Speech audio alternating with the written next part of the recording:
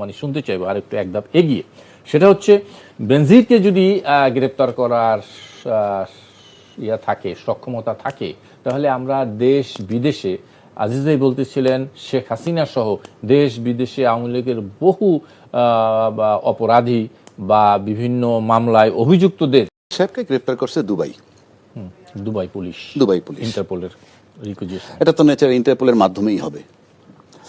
আর এইটার স্টেপটা নিয়েছিল ইউনূস সাহেব এর সময়।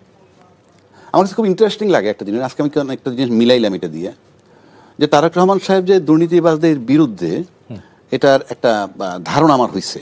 আমার কাছে মনে হয় যে লন্ডনে যদি কোনো বৈঠক হয়ে থাকে ইউনূস সাহেবের সাথে, এবং সেখানে বোধহয় এই দুর্নীতি পরায়ণ যারা আছে তাদের ব্যাপারে একটা সিদ্ধান্তের ব্যাপারে ঐক্যমত্য হয়েছিল বলে আমার ধারণা।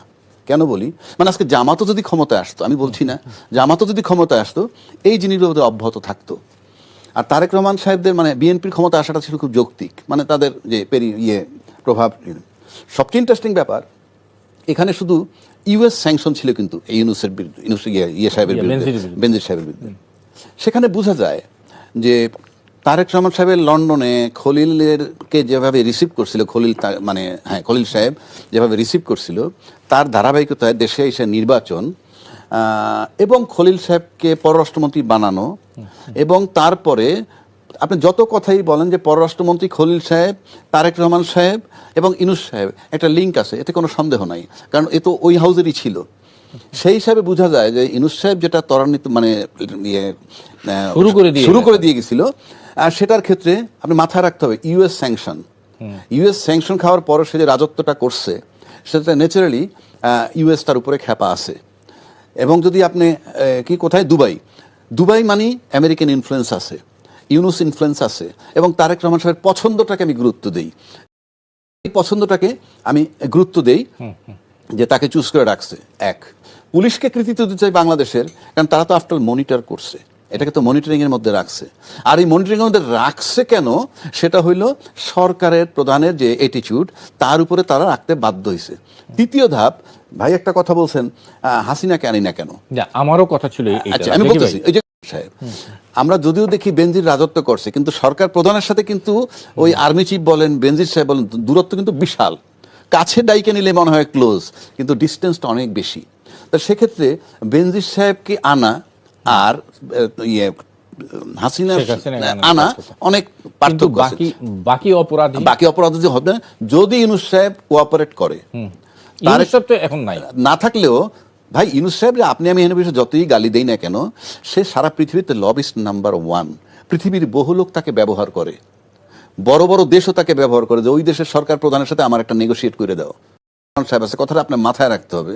এবং 13 জনের বৈঠক আমার কাছে গুরুত্বপূর্ণ। সেক্ষেত্রে মনে করেন স্বরাষ্ট্রমন্ত্রীর অবদান আছে, পুলিশকে দিয়ে মনিটর করাইছে। এখন আসেন বড় সরকার প্রধান নিয়ে যে কথাটা বলি, বাংলাদেশের যে রাজনীতি, তাতে সরকার প্রধান এবং আমলারা যৌথভাবে করাপশন করে। কথাটা try to understand my point. আপনি যদি বাংলাদেশ ব্যাংকের গভর্নর যদি আপনার গ্রিপে না থাকে, আপনি ব্যাংক তসরুপ করতে পারবেন না, এরকম। তা আমলাদের সাথে আমাদের দেশে যারা করাপ্ট রাজনীতিবিদ, সে যে দলেরই হোক, সে রাজনীতিবিদ বিএনপির হোক, আওয়ামী লীগের হোক, জামাতের হোক, তাদের সাথে আতাত লাগবে। তো সেক্ষেত্রে ডালপালা যদি এইভাবে অ্যাটাক হইতে থাকে আর মনে করে যে না রক্ষা পাওয়া যায় না, তাইলে পরে অনৈতিক কাজে তারা সম্পৃক্ত ভবিষ্যতে যদি না হয়, কারণ তারা তো গুলি করে মানুষ মারছে, সরকার হুকুম দেখ, গুলি করে তো মানুষ মারছে, আপনি কিন্তু বেআইনি হুকুম মানতে বাধ্য না। তো সেটা মাইনে যে মজাটা পাইছিলেন, সেটার জন্য যদি কিছু সাজা হয়, তাহলে ভবিষ্যৎ সরকার প্রধানরা ভাববে যে না, যে ডালপালার সাজা হয়, এবং ডালপালা যদি নন কোঅপারেট করা শুরু করে সরকার প্রধানরে, সেক্ষেত্রে দুর্নীতি অনেক কমবে বলে আমার কাছে মনে হয়। তবে আমি মনে করি বাংলাদেশের যে সমস্ত দুর্নীতিবাজ বহির্বিশ্বে আছে, বিশেষ করে ইউরোপ আমেরিকায় যদি আছে, তাদেরকে উদ্ধার করতে হলে, ধরতে হলে, ইভেন টাকা আদায় করতে হলে, তারেক রহমান সাহেবের নৈতিক মানে একমাত্র দায়িত্ব হবে খলিল সাহেবকে কন্টিনিউ করানো, প্রয়োজন ইউনূস সাহেবের সাথে লিঙ্ক রাখা, এবং এই সরকার স্টেবল হওয়ার জন্য এই মুহূর্তে খলিল সাহেব খুব গুরুত্বপূর্ণ একটা ক্লিয়ার একদম।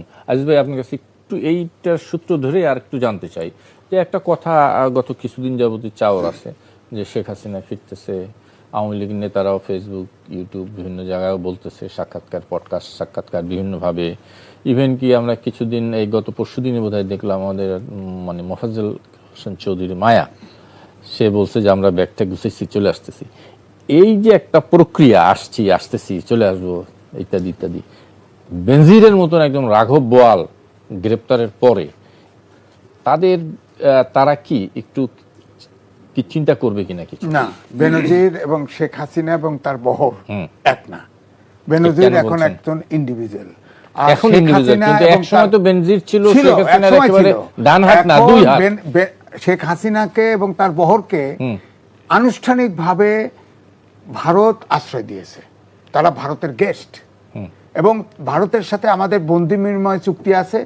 সেই চুক্তির একটা ধারার কারণে এটার ব্যাখ্যা দিয়ে ভারত দিচ্ছে না, এই তো আমরা পারতেছি না। ভারত তাকে আশ্রয় দিয়েছে আনুষ্ঠানিকভাবে। আর অনেকেই বলে যে শেখ হাসিনা জানতো না, আধা ঘন্টা থাকলে মারা যেত, এই কারণে অমুক নাই তমুক নাই। আরে ভাই, তার তো আত্মীয় একটাও থাকে নাই, ফ্যামিলির লোক তো একটাও জানে। সে না জানলে, সে যদি অনুমান না করতো, তার সবগুলো ফ্যামিলির লোক বিদেশ চলে গেল কেমনে? শেখ হাসিনার পতন বেসিক্যালি আজিজ ভাই 3 তারিখে হয়ে গেছে, 3 তারিখে হয়ে গেছে, যে সময় সেনাবাহিনী জনগণের বিরুদ্ধে দাঁড়ানোর মানে অস্বীকার করছে, অবস্থান নিয়েছে।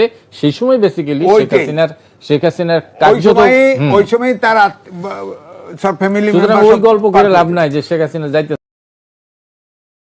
হেডিং এ লাগাইছে, ফাঁসির মঞ্চ রেডি করো, জেলখানা রেডি করো, আমি ডিসেম্বরে আসতেছি। এগুলো বাহুল্য কথা। ওখানে সৌমিত্র ভৌমিক, সবচেয়ে সিনিয়র মোস্ট সাংবাদিক, সে অনলাইনে একটা সাক্ষাৎকার নিছে। সেটা আমার 3টে সাক্ষাৎকার, 3টেই ধরা আছে এখানে। সে এইটা ছিল প্রকৃত।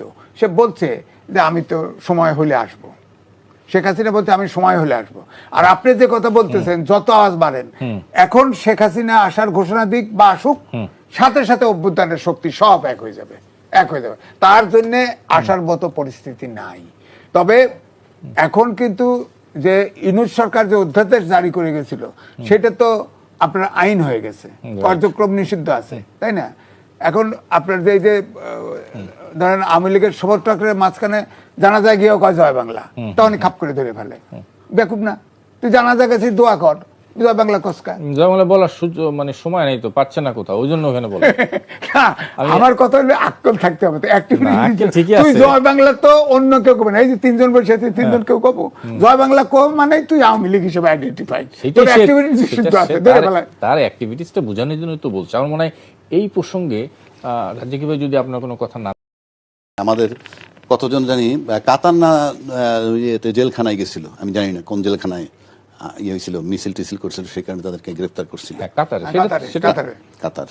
আপনি জিনিসটা বোঝার চেষ্টা করেন। ইউনূস সাহেব এক টেলিফোনে তাদেরকে রিলিজ করা হয়েছে। এক টেলিফোনে না, উনি রিলিজ করছেন 50টা টেলিফোন করুক, একটা না 50টা। জি ক্লিয়ার। কাতারে তো মিছিল করা নিষিদ্ধ। না না, আমার কথা সেটা না। কথা হইলো তারপরে যখন এই বার্তা আমার দেশে আসছিল, তখন বলছিল দেশের নিয়ম যদি না মানে তাহলে তেমন হবেই। কিন্তু প্রশ্ন হচ্ছে রিলেশনশিপ কি করে, সেটা হলো বিষয়। রিলেশনশিপের জন্য অনেক কিছু শিথিল হয়। প্রধানমন্ত্রীর সাথে যদি আমার ভালো সম্পর্ক থাকে এই দেশের, তারেক রহমান সাহেবের সাথে, আমার জন্য অনেক কিছু শিথিল হবে। বেআইনি বলবো না, শিথিল হবে। তো ইউনূস সাহেব রিলিজ করে দৃষ্টান্তে স্থাপন করছে। এইটা দিয়ে আমি প্রমাণ করতে চাচ্ছি এই যে এখানে ইউনূস সাহেবের অনেক রোল আছে, এবং আমি তারেক রহমান সাহেবকে কৃতিত্বটা দিতে চাই যে উনি কন্টিনিউ করতেছেন খলিল সাহেবকে দিয়ে, এবং এই লিঙ্কটা মেনটেন করতেছেন। যার টেলিফোনে কাতার থেকে লোক আবার অপশন দেয়, তুমি তোমার দেশে ফেরত যেতে পারো অথবা আমার দেশে বসে আবার কাজ করতে পারো। এটা ভাই যত কথাই বলেন, there is no second man in Bangladesh. আমার মনে আমার প্রশ্নের জবাব আমি পাইনি, একটু ভিন্ন প্রসঙ্গে যাই। সেটা হলে আজিজ ভাই, আপনি জানেন যে আমাদের, আপনার প্রশ্নটা ছিল যে বাকিরা অ্যালার্ট হবে কিনা, বাকিদের বিষয়ে কোনো বার্তা যাচ্ছে কিনা, ভয় ভীতি। বাকিদের বিষয়ে আমি বলি, বাকিদের বিষয়ে যদি সরকার প্রধান আবার ইন্টারেস্টেড হন যে অন্য যারা আছে দেশের বাইরে থাকে, ইন্টারপোলের মাধ্যমে তাদেরকে আনবে, অবশ্যই সরকার স্টেপ নিতে পারবে। এবং সেক্ষেত্রে আমি আবারও বলছি, প্রধানমন্ত্রীর কন্টিনিউ করতে হবে খলিলকে পররাষ্ট্রমন্ত্রী হিসাবে। যেই মুহূর্তে তিনি বাদ হয়ে যাবেন পররাষ্ট্রমন্ত্রীতে কোনো কারণে যদি হন, আপনি নিশ্চিত থাকেন এগুলা ফুল স্টপ হয়ে যাবে। ওকে আজিজ ভাই, আপনি এই বিষয়ে যদি কোনো কথা থাকে নিশ্চয়ই বলবেন। তার সাথে আমি একটু প্রশ্ন জুড়ে যাই পুশিন নিয়ে। গত বেশ কিছুদিন যাবৎ পুশিনের ঘটনা কমছে তো নাই, বরং যেভাবে পারে যে ছলে বলে কৌশলে তাদেরকে আমাদের দেশে ঠেলে দেওয়ার একটা চেষ্টা আছে, শুনতে চাই একটু।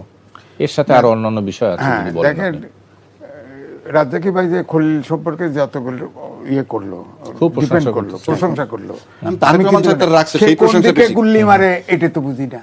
আমার কাছে ক্লিয়ার না, ওনার কাছে ক্লিয়ার। কোনটা খলিলুর রহমান কোন দিকে গুল্লি মারবে এটা তো আমার বুঝে নাই। হ্যাঁ, আমি যে কারে বুঝছি। বিপদে ফেলে কারে সব করে, যদি ক্ষমতাও থাকে তাহলে তো উনি তো কয়েক দেশ ঘুরে আইছে, লাভ হয়েছে। কে?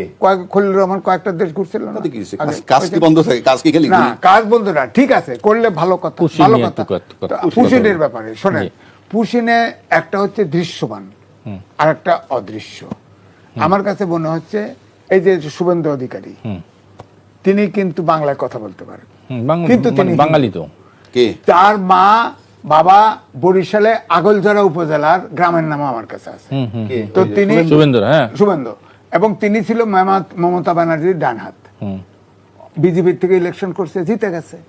এখন দুটো জিনিস হয়, একটা হতে পারে এই পুশিন খেলা, ঠেলাঠেলি খেলা, যে শেখ হাসিনা কমপক্ষে 30 থেকে 40টা চুক্তি করে গেছে, হয়তো ওই নরেন্দ্র মোদী কইছে তুমি তাফালিং করো যাতে চুক্তিগুলো বাদ না করতে পারে।